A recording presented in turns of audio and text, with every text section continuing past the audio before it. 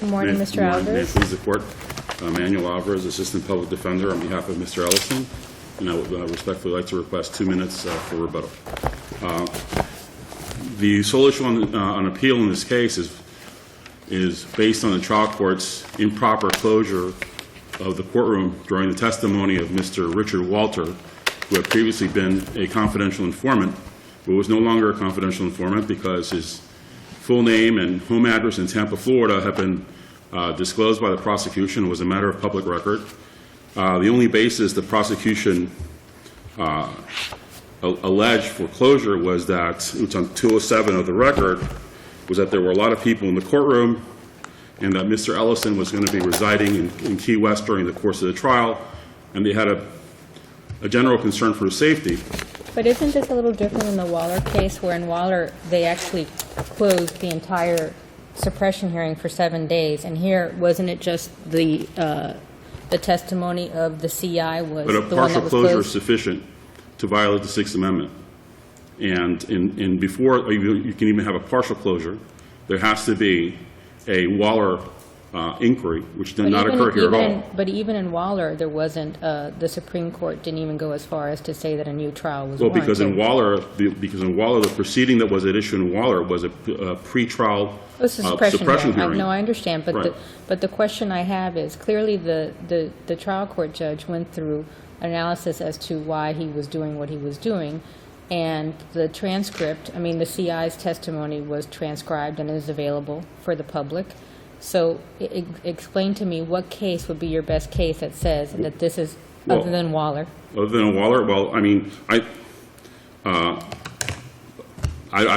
the top of my head, I can give you a case other than Waller, but in Waller, first of all, the fact that the transcript is available to someone who's willing to pay for it, it doesn't resolve the Sixth Amendment issue, because that would be, then you could close every court proceeding. But if you read Waller, it's very, the Supreme Court goes through a very detailed analysis of what is wrong with what transpired in that, which is that the suppression hearing lasted 7 days, and the intercepted telephone conversations, which were the issue really that they believe needed to be kept confidential, only was 2.5 hours. So if you read Waller, it seems to imply that they can be a closed hearing, but it should not be for the duration of the entire proceedings, only for that portion that the trial court judge believes potentially could be a problem. Well, before you can even get to that, to the closure issue, I mean, to what portion of the proceeding you can close, Waller says there are four criteria that the state, in this case, would have to meet. The first one is that the party seeking closure must demonstrate an overriding interest that is likely to be prejudiced. There's no overriding interest here. Well, wasn't there some threats made against somebody's families? Weren't there threats made? On page 207, which is when the state asked for closure, the only thing they said is the following. The witness was here the last time we were here. He is from Tampa. He resides in Tampa. The majority of the folks here are from Miami. They drove for Mr. Ellison's support. So the CI's name has been disclosed along with pretty much everything about. Excuse me. I'm sorry. I'm reading from the prosecutor said the following. Our first witness is a confidential informant, Richard Walter. I'm asking the court to clear the courtroom for only the appropriate personnel and the defendant and the defense attorney. Although his name has been disclosed, his identity has not been disclosed, and with the large crowd that has been in the courtroom, I'm concerned for his safety. And he will be here. He's staying in Key West. That was the basis for requesting the closure. But also, wasn't it that he was actually still acting as a CI, wasn't he? He may have been, but that was. But if they thought he was so important as a CI, if they thought his safety was at issue, they simply wouldn't have disclosed his identity, and they would have dismissed the drug charge in this case. That's what they always do. But in this case, they disclosed his name and address. Mr. Alvarez, let me ask you a question.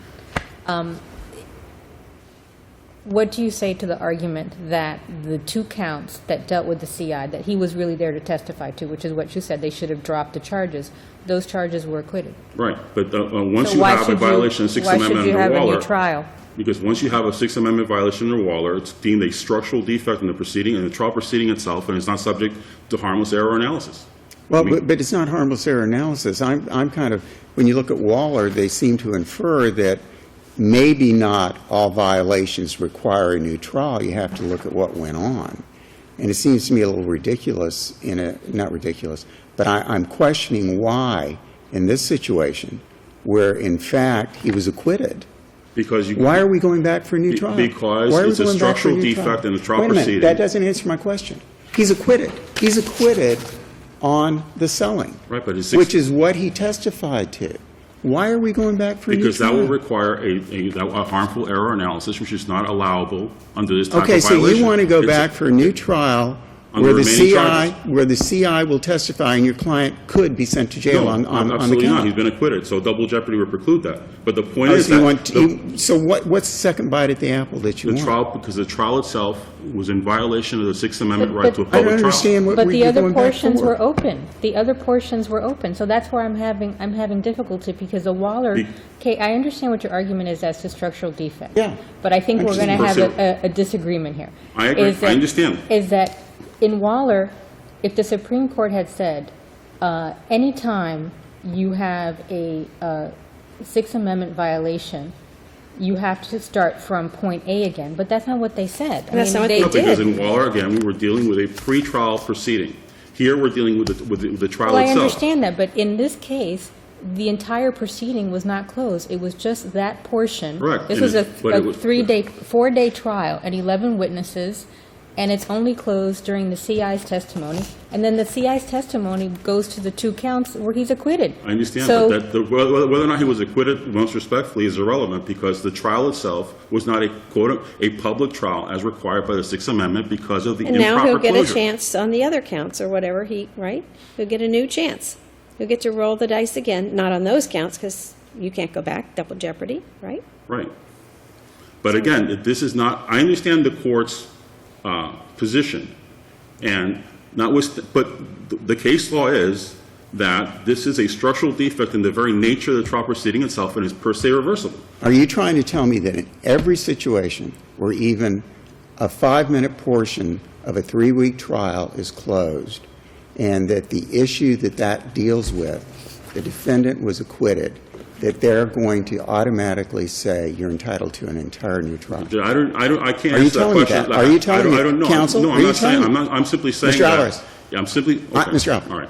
are you telling me that? I'm saying that under the current case law, if the Sixth Amendment is violated by virtue of an improper closure, Of any portion of a trial, even if it's a 5-minute yes, closure. it's per se, well, And the guy is acquitted. it's per se reversible, Judge. It has to be an improper closing. So maybe in the future, there'll be a case where there's a 5-minute closure, and they'll Well, I change don't that. But read it's per se Waller, I don't reversible read error. Waller the way you do. I just can't imagine that Waller has to be read that in every situation, no matter what, and I agree with you, it's a structural problem. Right. But I just can't read it to where he's acquitted. Well, as So what's the point of going back I quoted on a a new trial? concurrence from the Florsby Court in my brief, where the judge was going over the types of, comparing the different types of fundamental defects that can Gotcha. occur. Yeah. And they referenced Waller in this type of situation as being one where there's a structural defect and therefore not subject to harmless error. So we can go down that slippery slope and say, well, what if instead of the entire witness's testimony, it was only 12 But what you're really seconds of his arguing, testimony? Mr. Alvarez, is that the closure has to be improper.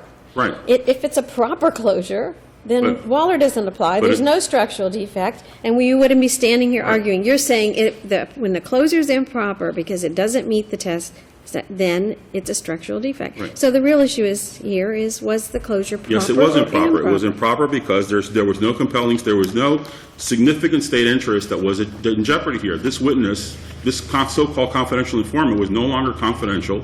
His full name was a matter of public record. His home address in Tampa was a matter of public record.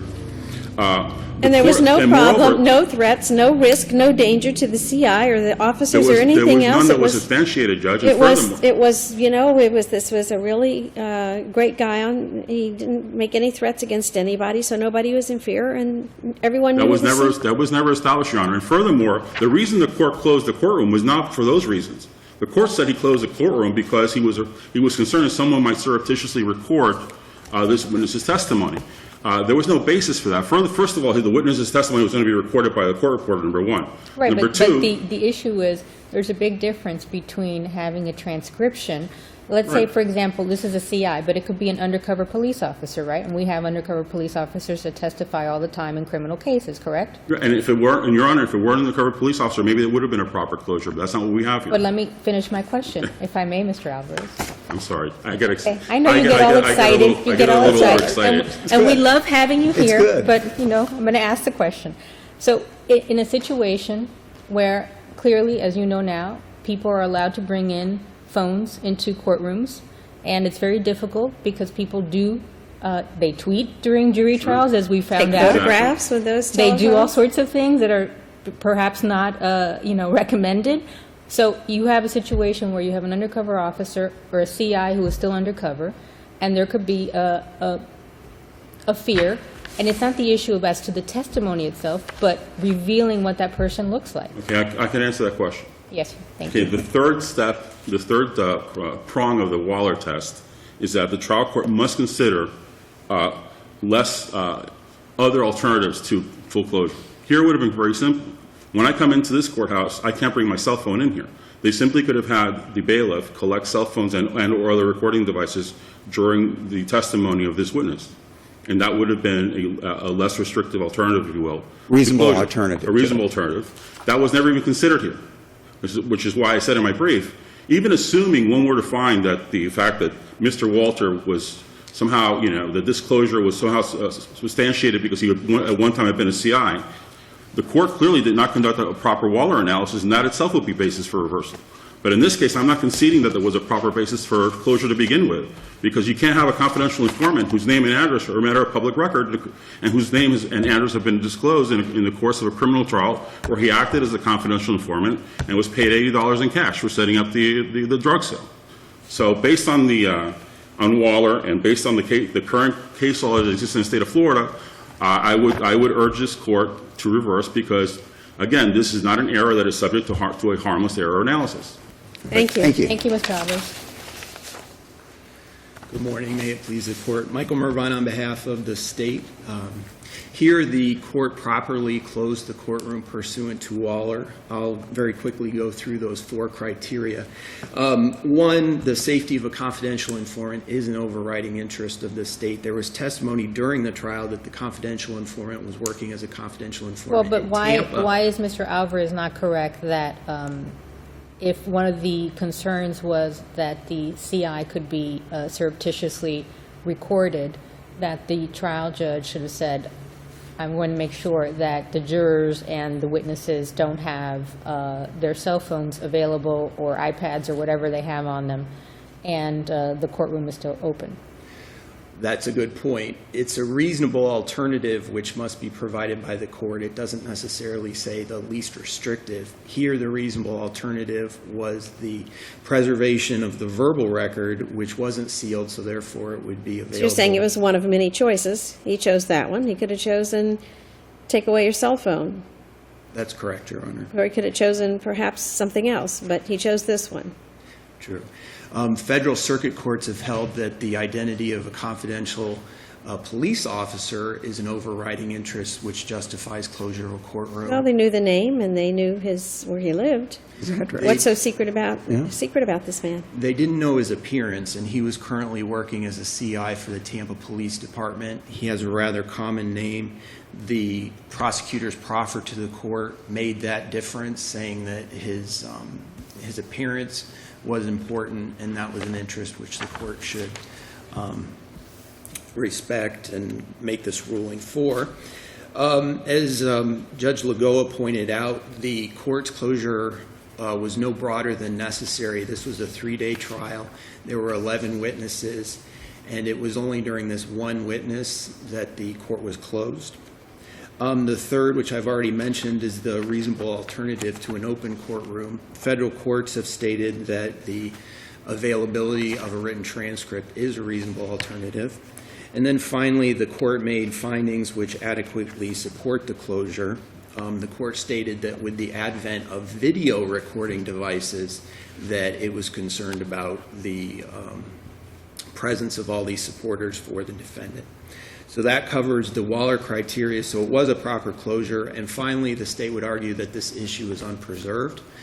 Below the defense objection, if it was an objection, was I don't see the harm with these people remaining. The Sixth Amendment wasn't quoted. This Waller case wasn't quoted. The court wasn't asked to find these criteria. A objection must be specific and must put the court on notice of the issue, and it cannot be a different issue than that argued on appeal. Let me ask you a question. If we were to assume, or if we were to find that in fact the closure was improper, are you in agreement with Mr. Alvarez that the case needs to go back because there's a structural defect that requires an entire new trial? Yes, Your Honor. I didn't find in my research any cases which explicitly stated that. However, reading the Supreme Court's decision, it does appear that if it's a full closure of the courtroom and it's improper under Waller, then that is structural error. There are several Florida courts which are cited in my brief which say that it's not fundamental error when it's a partial closure. However, the transcript in this case is somewhat unclear as to whether it was a partial closure or an entire closure, so I think the defendant would reap the benefit of that. Thank you, counsel. Lack of clarity. Thank you. Thank you, counsel. Mr. Your Alvarez, Honor, 1 minute. Unless the court has any questions, I have nothing further. Thank you. Thank you very much. Thank you to both Thank of you you. Thank you both. both. Interesting.